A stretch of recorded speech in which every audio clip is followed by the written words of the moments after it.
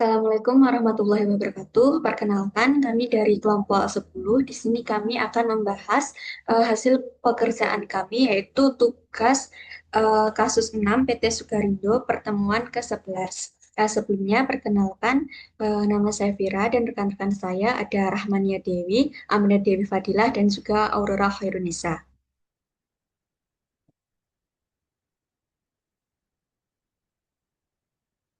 Untuk soal yang pertama,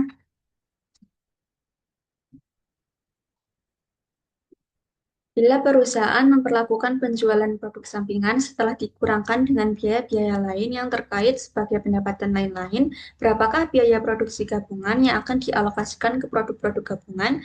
Buatlah jurnal untuk transaksi penjualan tersebut. Pertama-tama kita menghitung biaya produksi gabungan yang akan dialokasikan ke produk-produk gabungan, yaitu dengan menjumlahkan biaya produksi proses satu dan biaya produksi proses 2 eh, yang ada di buku halaman 81. Proses satu sebesar 2.379.800.000 ditambahkan dengan proses yang kedua 1.520.200.000 yang hasilnya sebesar 3.900.000.000. Lalu kita menghitung nilai penjualan produk sampingan 40.000 ton itu didapat dari penjualan ampas tahu selama bulan Mei 2016, lalu dikalikan dengan 10.000. 10.000 itu merupakan nilai penjualan pada titik pisah batas proses satu dikurangkan dengan 2.500 yang merupakan biaya muat per tonnya. Lalu hasilnya 40.000 ton dikali dengan 7.500 yang menghasilkan 300 juta. Untuk ayat jurnalnya pada tanggal 31 Mei 2016 didebit kas sebesar 300 juta rupiah dan dikredit pendapatan lain-lain sebesar 300 juta rupiah. Lalu selanjutnya nomor 2, bila perusahaan memperlakukan penjualan produk sampingan setelah dikurangkan dengan biaya-biaya lain yang terkait sebagai tambahan pendapatan penjualan, berapakah biaya produksi gabungan yang akan dialokasikan ke produk-produk gabungan? Buatlah jurnal untuk transaksi penjualan tersebut.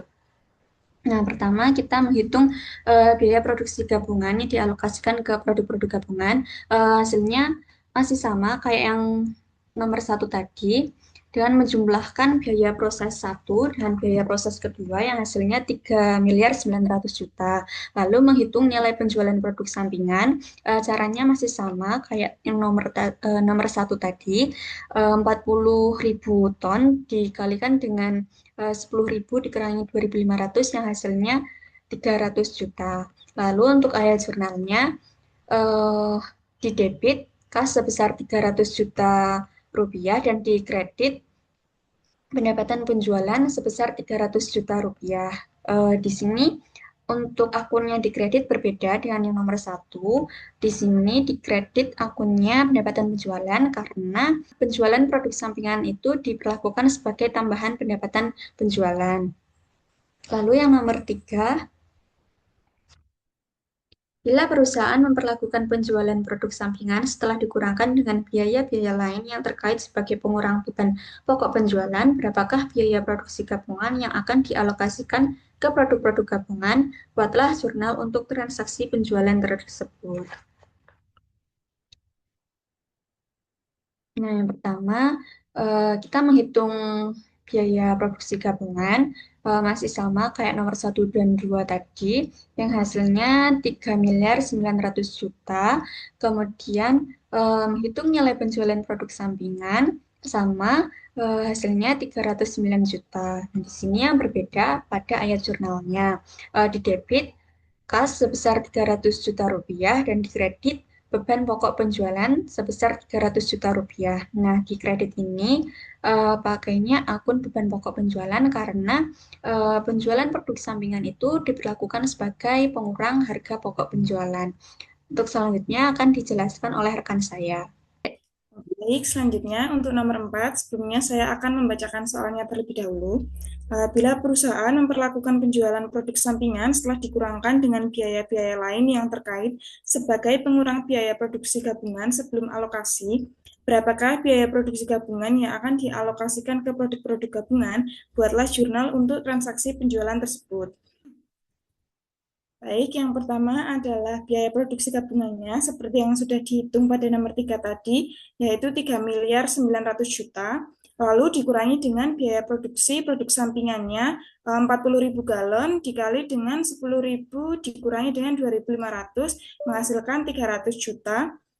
Maka biaya produksi gabungannya adalah 3.900.000.000 dikurangi dengan 300 juta menjadi 3.600.000.000.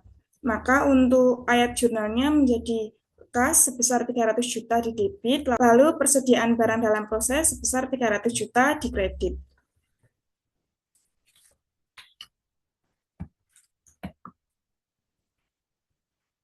Selanjutnya untuk nomor 5, bila diasumsikan bahwa perusahaan menggunakan metode sebagaimana disebutkan dalam poin 4 di atas, hitunglah alokasi biaya produksi gabungan untuk bulan Mei 2016 dengan menggunakan metode A. Harga pasar, B. Metode biaya rata-rata per unit, C. Metode rata-rata tertimbang, dan D. Metode unit kuantitatif. Yang pertama untuk metode harga pasar, pada produk kristal gula itu harga pasar final per tonnya 1.560.000, dapat kita lihat pada buku biru halaman 81.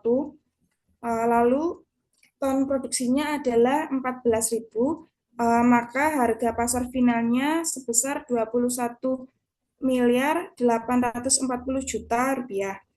Itu diperoleh dari 1.560.000 dikali dengan 14.000 ton produksi. Lalu untuk biaya pemrosesan setelah titik pisah batas 2 itu uh, dapat dicari pada buku biru halaman 81 pada proses 3, yaitu sebesar 1.140.000.000. Untuk harga pasar hipotesisnya 21.840.000.000 dikurangi dengan 1.140.000.000 menghasilkan 20.700.000.000. Lalu untuk presentase harga pasar hipotesisnya itu 20.700.000.000 dibagi dengan total harga pasar hipotesis dikali dengan 100%, maka menghasilkan 90%. Untuk pembagian biaya produksi gabungannya menjadi 3.240.000.000. Lalu untuk produk tetes gula pada harga pasar final per tonnya itu 143.740, ton produksinya 16.000, maka menghasilkan harga pasar finalnya 2.300.000.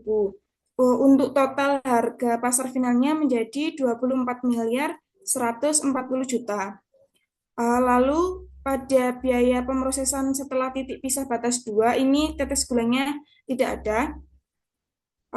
Maka total dari biaya pemrosesan setelah titik pisah batas 2-nya menjadi 1.140.000.000. Lalu untuk harga pasar hipotesis pada tetes gulanya itu menjadi 2.300.000.000. Total harga pasar hipotesisnya menjadi 23 miliar. Untuk persentase harga pasar hipotesis pada tetes gula itu 2.300.000.000 dibagi dengan 23 miliar dikali dengan 100% menghasilkan 10%. Untuk pembagian biaya produksi gabungannya yaitu 360 juta. Maka total pembagian biaya produksi gabungannya adalah 3.600.000.000. Selanjutnya untuk yang B, metode biaya rata-rata per unit, yaitu pertama kita cari dulu biaya rata-rata per tonnya, yaitu dengan total biaya produksi gabungan dibagi total jumlah galon yang diproduksi, yaitu 3.600.000.000 dari pembagian biaya produksi gabungan tadi dibagi dengan total galonnya ada 30.000, sehingga menghasilkan 120.000. Untuk pembagian biaya produksi gabungannya Uh, Kristal gulanya total produksi 14.000 ton dikali dengan Rp120.000 menghasilkan 3.240.000.000. Lalu untuk tetes gulanya 16.000 ton produksi dikali dengan Rp120.000 menghasilkan 360 juta. Maka totalnya adalah 3.600.000.000. Selanjutnya yang C yaitu metode rata-rata tertimbang. Untuk menghitung biaya rata-rata tertimbang per unit itu total biaya produksi gabungan dibagi total rata-rata tertimbang, yaitu 3.600.000.000 dibagi 20.000 sama dengan 18.000. Untuk produk kristal gula dan produksinya 14.000,12 dan rata-rata tertimbangnya 168.000 itu dari 14.000 dikali 12.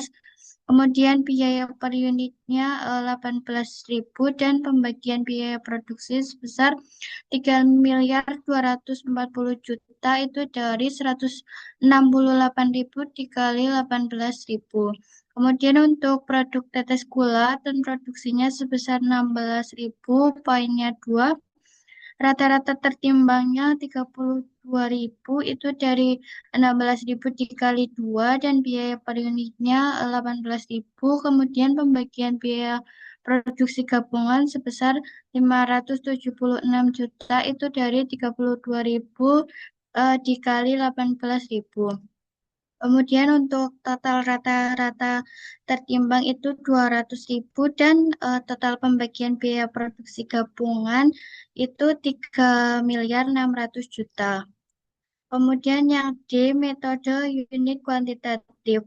Untuk produk kristal gula dan produksinya 14.000 dan pembagian biaya gabungan itu 1.680.000.000 itu dari 14.000 dikali dengan eh, biaya rata-rata per ton yaitu 120.000. Kemudian untuk produk tetes gula tahun produksinya 16.000 dan pembagian biaya produksi gabungan sebesar 1.920.000.000 dan total pembagian biaya produksi gabungan sebesar 3.600.000.000. Baik, selanjutnya nomor 6, hitunglah nilai persediaan barang jadi untuk kristal gula dan tetes gula jika perusahaan menggunakan metode sebagaimana dimaksud dalam nomor 5A. Nah, di sini untuk alokasi biaya produksi gabungan didapatkan dari yang nomor 5 bagian pembagian biaya produksi gabungan. Nah, untuk kristal gula sebesar 3.240.000.000 dan tetes gula sebesar 360 juta. Untuk tambahan biaya produksi di halaman 81 untuk kristal gula sebesar 1.140.000.000 dan tetes gula tidak ada. Jadi untuk total biayanya kristal gula sebesar 4.380.000.000 dan tetes gula sebesar 360 juta. Untuk jumlah ton yang diproduksi kristal gula sebesar 14.000, tetes gula sebesar 16.000. Jadi totalnya itu untuk total biaya dibagi dengan jumlah ton menghasilkan kristal gula 312.857 dan tetes gula sebesar 22.500. Untuk perhitungan persediaan awal dalam jumlah ton dalam 1 Mei 2016 kristal gula sebesar 3.600 dan tetes gula sebesar 2.400. Untuk produksi selama bulan Mei 2016 kristal gula sebesar 14 juta dan tetes gula sebesar 16.000. Nah, jumlahnya itu untuk kristal gula sebesar 17.600, tetes gula sebesar 36.400. Untuk penjualan selama bulan Mei 2016, kristal gula sebesar 13.000 dan tetes gula sebesar 16.000. Jadi untuk persediaan akhir dalam jumlah ton 31 Mei 2016 itu 17.600 dikurangi dengan 13.000 menghasilkan 4.600 untuk kristal gula, dan untuk tetes gula sebesar 20.400. Nah, untuk biaya produksi per tonnya itu untuk kristal gula sebesar 312.857. Dan untuk tetes gula sebesar 22.500. Jadi nilai persediaan akhirnya itu eh, persediaan akhir dikalikan dengan biaya produksi per ton. Untuk kristal gula sebesar 1.439.142.857, dan untuk tetes gula sebesar 459.000 rupiah. Selanjutnya untuk nomor 7, perusahaan memiliki kesempatan untuk memproses produk tetes gula lebih lanjut menjadi pakan ternak dan menjualnya seharga 250.000 per ton. Buatlah analisis yang menunjukkan apakah perusahaan sebaiknya memproses lebih lanjut produk tetes gula menjadi pakan ternak. Jika perusahaan menggunakan metode sebagaimana dimaksud dalam nomor 5A, biaya pemrosesan lebih lanjut tersebut adalah sebesar 1.040.000.000 rupiah. Nah, di sini untuk pendapatan penjualan per ton setelah pemrosesan lebih lanjut yaitu sebesar 250.000. Nah, untuk pendapatan penjualan per ton pada titik pisah batas itu 143.750. Nah, ini didapatkan dari halaman 81. Untuk totalnya itu 250.000 dikurangi dengan 143.750 menghasilkan 106.250.000. Nah, di sini untuk selisih pendapatan penjualan per ton, biaya pemrosesan tambahan per ton itu didapatkan dari 1.040.000.000 dibagikan dengan 16 ton menghasilkan 65.000. Nah, untuk laba rugi per ton, maaf, per ton, jika memproses lebih lanjut, yaitu 106.250 dikurangi dengan 65.000 menghasilkan 41.250. Nah, karena tambahan pendapatan sebesar 106.250 per ton lebih besar daripada biaya tambahan proses, yaitu 65.000 per ton, maka perusahaan itu sebaiknya memproses tetes gula lebih lanjut menjadi pakan ternak, karena akan menghasilkan tambahan laba sebesar 41.250 per ton atau 660.000 juta total untuk 16 ton. Sekian pembahasan dari kelompok kami mengenai PT Sukarindo. Jika ada kesalahan maupun kekurangan, kami mohon maaf. Terima kasih. Wassalamualaikum warahmatullahi wabarakatuh.